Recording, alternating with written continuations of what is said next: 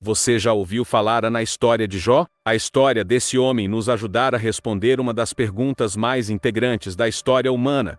E a pergunta é: por que coisas ruins acontecem com pessoas boas? No vídeo de hoje mergulhamos em uma das histórias mais fascinantes e profundas da humanidade, a saga de Jó. Imagine ser um homem muito rico, ser cercado de bens, e perder tudo que você ama, e ainda manter sua fé. Não é apenas uma história antiga, é uma jornada emocional que desafia as nossas crenças mais profundas. Descubra os segredos de Jó, um homem que enfrentou o inimaginável e ainda assim se manteve firme. Fique conosco e veja como essa história milenar influencia fortemente nossas vidas hoje. Nesta história bíblica do livro de Jó, conhecemos um homem próspero chamado Jó. Jó era próspero de todos os lados, ele tinha uma família grande e uma criação de animais enorme. Jó foi um homem honesto e justo que sempre se dedicou a uma vida moral, e teve um relacionamento muito disciplinado com Deus. Gostaríamos de pedir a sua ajuda para que nossos conteúdos possam alcançar ainda mais pessoas. É muito simples, basta se inscrever no nosso canal, curtir este vídeo e compartilhá-lo com seus amigos e familiares.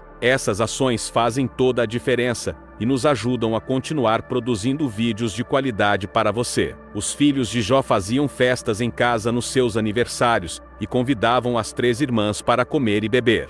Após as festas de fim de ano, Jó lhes deu um ritual de purificação. De manhã cedo ele ofereceu um holocausto por cada um deles, pensando que talvez meus filhos tivessem pecado e amaldiçoado a Deus em seus corações. Este homem era irrepreensível e honesto, temia a Deus e evitava o mal. Ele tinha 7 filhos e 3 filhas, 7.000 ovelhas, 3.000 camelos, 500 bois, 500 burros e muitos escravos. Ele foi considerado o maior de todos os povos do Oriente. Esta foi a prática constante de Jó, conforme descrita no primeiro capítulo. Em um certo dia, Satanás se apresenta na presença de Deus. E nessa ocasião Deus destacou as virtudes de Jó para Satanás. No entanto, Satanás afirmou que Jó era justo apenas porque Deus o favoreceu abundantemente. Um dia os anjos compareceram diante do Senhor e Satanás também estava entre eles. Deus então perguntou a Satanás: "De onde você vem?" Satanás respondeu ao Senhor: "Andando pela terra, indo e vindo por ela." Então o Senhor disse a Satanás: "Você notou meu servo Jó? Não há ninguém como ele na terra,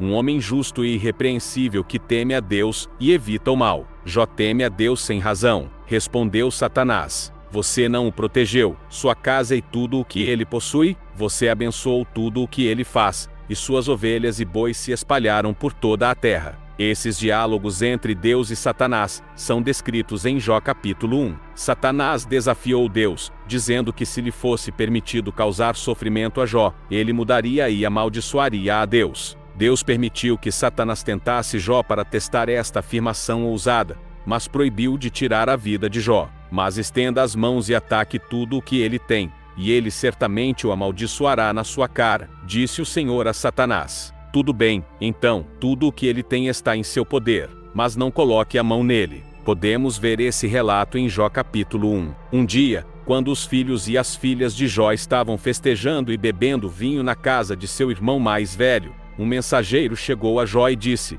"Os bois estavam arando, e os burros pastavam ali perto, quando os sabeus atacaram, e os levou. Eles mataram os servos com a espada, e eu fui o único que escapou para contar a você." Enquanto ele ainda falava, chegou outro eunuco e disse: "O fogo de Deus caiu do céu e queimou as ovelhas e os servos, e eu era o único que poderia te contar." Uma dura notícia para Jó, mas não tinha acabado todas as notícias. Enquanto ele ainda falava, outra unidade de comando chegou. Os caldeus formaram 3 esquadrões e atacaram os seus camelos e os levaram embora. Eles mataram os servos com a espada, e eu fui o único que conseguiu escapar para te informar.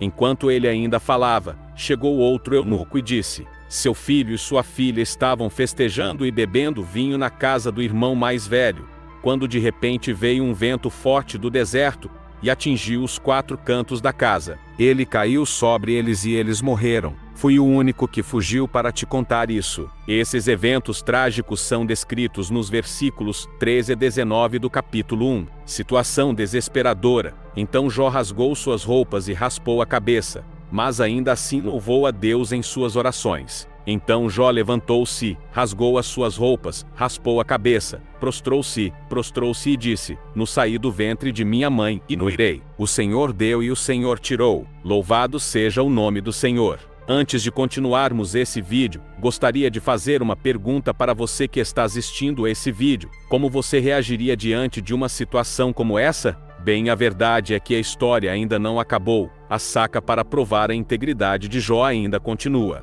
Satanás aparece novamente, e Deus lhe dá outra chance de testar Jó. Desta vez, Jó sofre terríveis feridas na pele. A esposa de Jó tenta fazer com que ele amaldiçoe a Deus e desista da vida, mas ele resiste e tenta suportar o sofrimento dela. Duas tramas se entrelaçam habilmente, uma celestial e outra terrena. Os eventos na Terra são o resultado de algo que já aconteceu no céu, assim como a guerra na Terra segue imediatamente o conflito no céu, como no Apocalipse. Elifaz, Bildade e Zofar, 3 amigos de Jó, chegam para confortá-lo, sentando-se com ele em silêncio durante 7 dias, honrando sua tristeza. Jó fala no 7º dia e inicia um diálogo em que cada um dos 4 homens descreve poeticamente seus problemas. Jó amaldiçoa seu aniversário e compara a vida e a morte à luz e às trevas. Ele deseja nunca ter nascido, e que seu nascimento tenha sido escondido na escuridão, e sente que a vida só aumenta sua dor.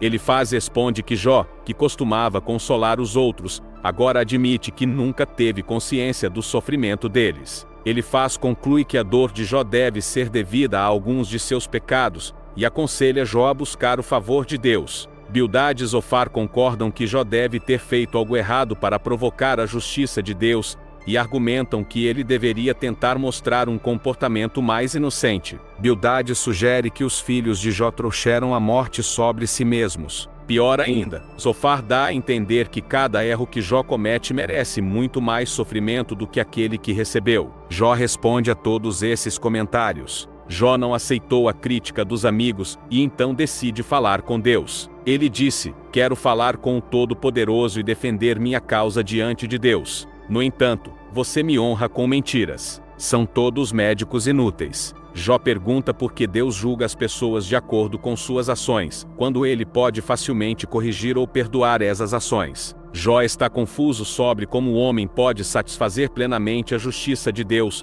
porque os caminhos de Deus são misteriosos e estão além da compreensão humana. Além disso, as pessoas não conseguem convencer Deus com as suas palavras. Ele reclama da injustiça de Deus ao permitir que os ímpios prosperem enquanto ele e muitas outras pessoas honestas sofrem. Jó quer enfrentar Deus e protestar, mas fisicamente não consegue enfrentá-lo. Ele pensa que a sabedoria está escondida da humanidade, mas escolhe persegui-la temendo a Deus e evitando o mal. Finalmente, Deus intervém no diálogo divino do primeiro turno. Durante seus discursos, Jó pediu a Deus que falasse com ele. Agora seu desejo foi atendido. Essa foi a hora tão esperada por Jó, mas ele não sabia a resposta que vinha da parte de Deus. Ambas as vezes que Deus fala com Jó, isso acontece no meio de uma tempestade. Deus lembra a Jó que ele é o Criador de todas as coisas. Deus está realizando seu poderoso trabalho de criar e sustentar o mundo. E ele pergunta a Jó se ele seria digno desse trabalho.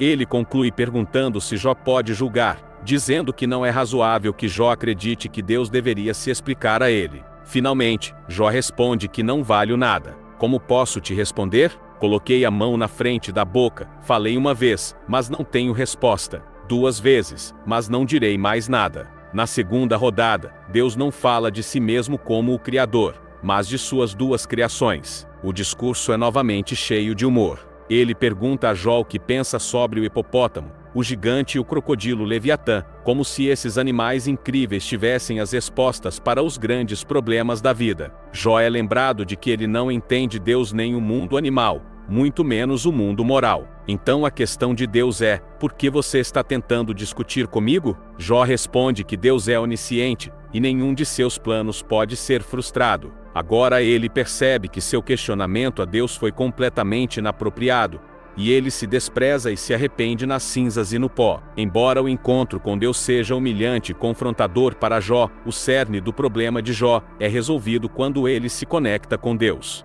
O diálogo proporciona um clímax espetacular e inesperado. No meio, o texto muda da poesia para a prosa à medida que Jó aceita que não deve culpar a Deus por lidar com ele. Deus restaura os bens de Jó, camelos e ovelhas, tornando-o muito mais rico e feliz do que antes. Jó é reabilitado como servo de Deus. Por outro lado, Deus repreende severamente os 3 amigos de Jó, dizendo que eles não falaram corretamente sobre Jó, o que mostra que não devemos citar suas palavras como se fossem verdadeiras. O que é notável nas 2 rodadas de Deus com Jó é que ele ainda não responde às perguntas de Jó, nem lhe conta sobre seu envolvimento com Satanás. Jó não precisava saber o que aconteceu no céu porque Deus tinha um motivo para permitir que ele sofresse. Devemos lembrar a nítida diferença entre a compreensão judaica e cristã deste livro. O judeu dos tempos do Antigo Testamento não conseguia ver os problemas da vida temporal à luz da eternidade. Ele sentiu que a justiça de Deus deve ser vista nesta vida, porque tanto as pessoas boas quanto as más sofreram o mesmo destino. Sheol, um lugar de existência sombria onde dormiam espíritos abatidos. Os cristãos, por outro lado, têm uma compreensão completamente diferente do sofrimento atual. Eles têm a maior visão do céu à luz da obra de Cristo. O sofrimento neste mundo não é nada comparado à vida que nos espera no céu. Por causa disso, o livro de Jó apenas alude à vida após a morte. Em determinado momento, Jó anuncia que encontrará a Deus após a morte. Mas esse não é um tema recorrente no livro, e ele não tem ideia de como isso vai acontecer. Existem 2 tramas principais no livro de Jó, a trama divina e a trama terrena. O livro abre com uma trama celestial sobre o reencontro de Deus com Satanás no céu. Satanás era um anjo cuja missão era pregar pecados. Ele foi o acusador de Deus e viajou pela terra para relatar a Deus como eram as pessoas. Na época de Jó, Satanás havia se tornado tão cínico que não acreditava que alguém pudesse amar a Deus por amor a Deus. Ele acreditava que as pessoas amam a Deus apenas por causa do que ele pode lhes oferecer. É assim que surge a conversa entre Deus e Satanás, onde Satanás discute exatamente sobre isso. Deus pergunta a Satanás se ele conheceu Jó durante sua jornada terrena. A resposta de Satanás é cínica, alegando que se Deus tirasse as bênçãos de Jó, ele zombaria de Deus tanto quanto qualquer outra pessoa. Isso resulta em atração divina. A tensão é essencial em qualquer grande drama. Jó não tem consciência da atração divina, embora o leitor esteja. A tentativa seria inútil se ele soubesse. Este encontro nos ensina verdades valiosas sobre Satanás. Primeiro, sugere que ele não pode estar em 2 lugares ao mesmo tempo, sem a presença de Deus. A trama humana, a conversa entre Jó e seus companheiros, domina a maior parte dessa história. Jó tem certeza de que não está pecando e protesta sua inocência. A conversa é emocionante porque o leitor sabe que Jó está certo. A estrutura de 2 enredos do livro nos lembra que ninguém conhece o quadro completo, quando se trata de por que as pessoas sofrem. Quando você está com tantos problemas, deve ser difícil se defender. Além da busca por uma explicação, todos têm uma dúvida maior. Posso continuar a acreditar em um Deus bom quando tudo parece errado? O livro de Jó oferece uma resposta a esta pergunta. Qual foi a maior dor de Jó? Isso explica a importância do assunto. Foi um confronto físico. Ele estava coberto de feridas da cabeça aos pés, cansado, exausto e com dores insuportáveis. Socialmente, ele se tornou um pária devido à sua aparência física e ao fato de a comunidade local estar ciente de sua recente tragédia. As pessoas atravessavam a rua em vez de falar com ele, enquanto ele estava sentado sobre uma pilha de cinzas nos limites da aldeia. O texto bíblico relata que até os adolescentes riram dele. Pessoalmente, ele enfrentou dores mentais, porque não sabia por que aquelas coisas torturantes aconteciam com ele, especialmente porque nada em seu passado parecia indicar isso. Espiritualmente, a sua angústia espiritual era muito pior do que qualquer outra coisa, porque ele sentia que estava longe de Deus. Jó gritou e pediu a Deus que o localizasse, falasse com ele e até argumentasse com ele. Foi realmente uma dor insuportável. O sofrimento é muito mais doloroso quando acreditamos que Deus está distante e indiferente. Deus permitiu que Satanás crucificasse Jesus, e o próprio Filho perguntou: "Meu Deus, por quê?" Tal como aconteceu com Jó, Deus não explicou por quê. Isto sugere que até mesmo o Filho de Deus perdeu contato com o propósito do seu sofrimento por causa da agonia excruciante da crucificação. Um cristão entende que a vida continua mesmo após a morte. Os problemas do sofrimento não precisam ser resolvidos nesta vida. É interessante notar que um versículo adicional foi acrescentado à versão grega do livro de Jó, que diz que ele, Jó, ressuscitará dos mortos junto com aqueles a quem o Senhor ressuscitará dentre os mortos. Esta esperança da ressurreição lembra-nos que o julgamento de Jó é final. Os cristãos acreditam que Jesus retornará no fim dos tempos para julgar os vivos e os mortos. Um dia haverá um julgamento onde Jesus se sentará como juiz, e todas as pessoas, más e ímpias que já viveram, estarão diante do seu trono para serem julgadas de acordo com as suas obras. Então tudo o que Jó desejava está prestes a se tornar realidade. A justiça de Deus é aplicada na justiça pública a toda a humanidade. Acabamos de explorar as profundezas da história de Jó, uma jornada de fé, sofrimento e redenção que toca a alma e desafia a nossa compreensão. Assim chegamos ao final da nossa jornada pela vida de Jó, um dos personagens mais notáveis da Bíblia. Sua história é uma poderosa lição de fé, resiliência e perseverança diante das adversidades. Jó nos mostra que, mesmo nos momentos mais difíceis, a esperança e a confiança em algo maior podem nos sustentar e nos guiar para a renovação e a paz. Se você se inspirou com a história de Jó e quer continuar explorando mais temas fascinantes como este, não se esqueça de se inscrever no nosso canal. Assim, você ficará por dentro de todos os nossos conteúdos novos. E, claro, compartilhe este vídeo com seus amigos e familiares para que mais pessoas possam se beneficiar dessas lições valiosas. Agradecemos por nos acompanhar e até a próxima.